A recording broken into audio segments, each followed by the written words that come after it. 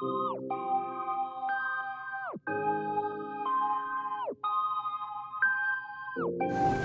in IG Live, you know I like coming on here to talk to you guys.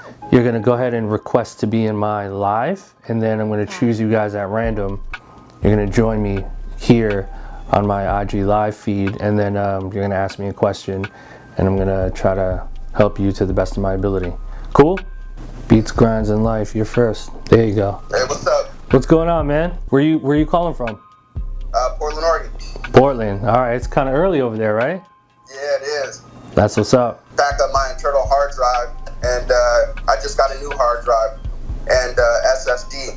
And I just want to know, man, where do you store all of your plugins? Do you store all of your plugins on your internal hard drive on your Mac, or do you store them on your external? Love that question. So most of my large plugins are stored on my external hard drive, but I've gotten into the habit of trying to keep everything on my internal hard drive. So I have a brand new iMac, or not iMac, the MacBook Pro. You know, it's a 3 terabyte. So I try to keep everything on the computer. When I create in Pro Tools and I operate everything is on the computer. The only time I'll go to my external hard drive is if I use like Omnisphere or something, my external, and use that while I'm creating. Dope. Is your DAW on your internal? My DAW is completely on my internal. Excellent. Well, thank you, man. Really appreciate it. Of course. All right, my dude. All right, man. Peace. Am I going to A3C this year? No, I'm actually not this year. I haven't been to in a while. Yo, Hey, Cobra Beats. Where you calling from? Where you from? I'm from Sweden, man. Sweden, okay. All the way from across the globe. That's what's up, man. Thanks for joining me, dude. I appreciate it. Of course. So you got a question for me? I've been struggling a lot with, arranging beats, arrangement and melodies, and a mixing. So I don't know if you have some, advice for that. For like mixing? Yeah, mixing and maybe arrangement and, Song arrangement. Yeah. Man, the best piece of advice I can give in terms of like arranging songs and mixing songs is to compare your music with other people's music. So like, for instance, when I first started, I was comparing my mixes and my song arrangements to, The Roots and like Jay Dilla and Manny Fresh, and I would choose different songs that I really liked in terms of like the arrangement and the mix, and then I would basically just try to copy my mixes to their mixes, and a lot of it was just like trying a bunch of stuff, trial and error. So a lot of it is mimicking. I think the best way to learn how to mix and to arrange is to mimic some of your favorite music, and there's no right or wrong way. I mean, you just really need basic plugins and a good ear, and over time, the more that you do it, the more you're gonna just like train your ears to be able to, make some really good mixes and arrangement. I know I wouldn't be able to learn those things if I wasn't studying and mimicking the music that was out already. So I know that sounds a little like cliche and a little easy, but that's how I did it, and I know a lot of producers have done it that way, and to me that's the best way to do it, is to listen, and then try to mimic as much as you can until you find the right pocket that works for your music. Yeah, what's up? How you doing? I'm good, man. Outside of music, like what do you give a damn about? Like what really fires you up? I love that question. So what fires me up? You know what, man? I love being around inspiring people. I like interacting with people. I'm a nerd, man. I love movies. I love video games. I love a good Netflix series. I mean, who doesn't? Like, I'm really attracted to people who are intriguing and really good at what they do. Obviously, I love the homie Gary Vee and just that whole world, the world of just like dissecting why humans do certain things and why we love certain things. I love reading books. There's this book, one of my favorite books as of late, written by Jonah Berger, called Contagious, which is a study of how the human mind works and why certain things are attractive to human beings, whether it's buying a certain brand or listening to a song, or why certain things go viral. So I'm really fascinated by that kind of shit. I'm not like super complex. A lot of my like intense energy goes into my work and my music. When I'm not doing music, I like to keep the shit like super simple. You know what I mean? Like I can't imagine myself having like a crazy life in addition to having a crazy music life. Like my personal life is super just like normal and low-key.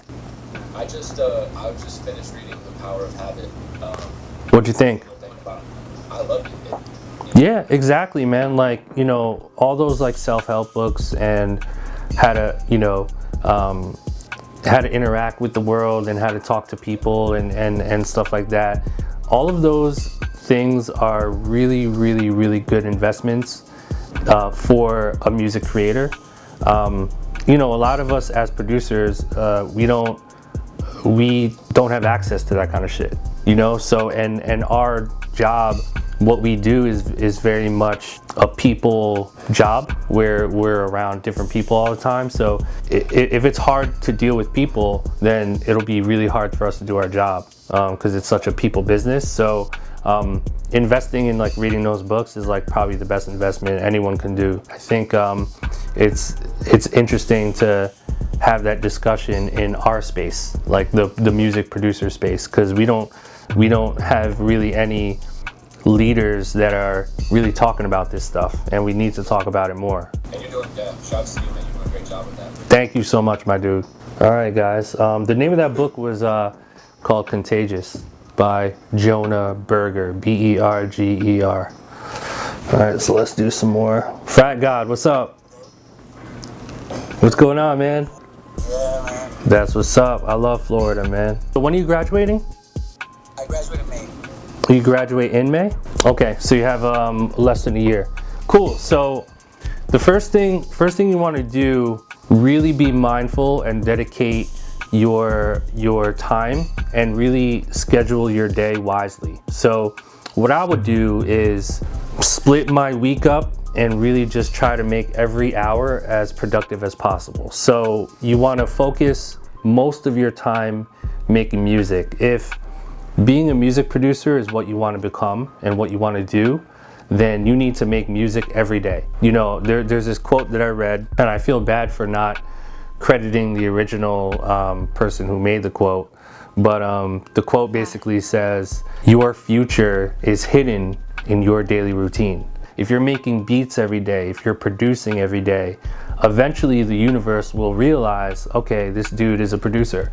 So the universe will help to put you in position to become a music producer. So the more beats you make, the more music you produce, the closer you're going to become to actually becoming a music producer. So I think that's step number one, is to just spend most of your time making music. Coming out of school, the more music you make, the better you're going to get. You have plenty of time to practice your craft, make music, and just become the producer you want to be. Step two is to meet people that are like you. Going out and meeting your peers. Maybe it's people that you graduate with. Maybe it's people you went to school with. Go to open mic shows where you might run into, you know, aspiring rappers, aspiring singers, aspiring producers, musicians. Go to shows. Don't be afraid to talk to people and say, hey, what's up? I just graduated from school. I'm a music producer.